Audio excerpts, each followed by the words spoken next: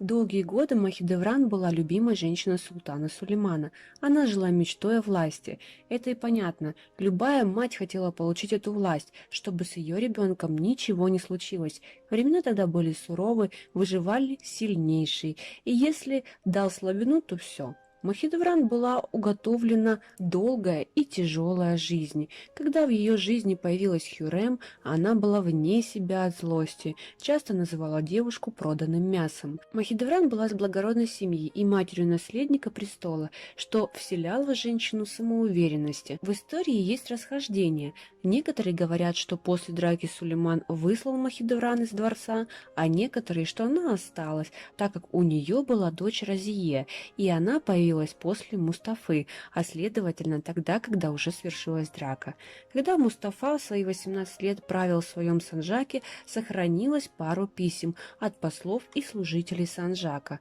Послы писали, что Мустафа был хорош собой, у него была белая кожа, длинная шея, молодой Шахзаде был очень воспитан, у него был приятный голос, мать принца была очень добра и учтива, всем своим видом она располагала к себе. Во дворе дворца было настолько же красиво и богато, как и в Стамбуле самого султана Сулеймана. Также сохранились письма Мустафы и Харейдина Паши Сулейману, где мужчины рассказывали, что Ибрагим был в сговоре с Карлом V, за что его и казнили. Есть еще очень интересное письмо казначея Мустафы. Он сообщает, что все налоги и большая часть средств из казны Махидевран тратит на людей, чтобы подкупить их расположение к Мустафе, и они его считали и прославляли как султана, за что Сулейман урезал жалование Махидевран и отстранил от управления гаремом и назначил черного евнуха управлять им. Получается, вся любовь была в большей части куплена.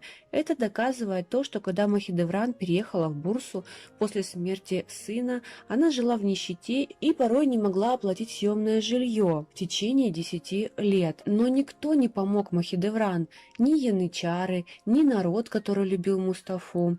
И также никто не помог в строительстве усыпальницы Мустафы. Только когда взошел на престол Селим, он оплатил все долги Махидевран, назначил ей достойную пенсию и построил для Мустафы усыпальницу. Что вы думаете по этому поводу? Обязательно подписывайтесь на наш канал, ставьте пальчики вверх и не забывайте нажимать на колокольчик. С нами будет и еще интереснее.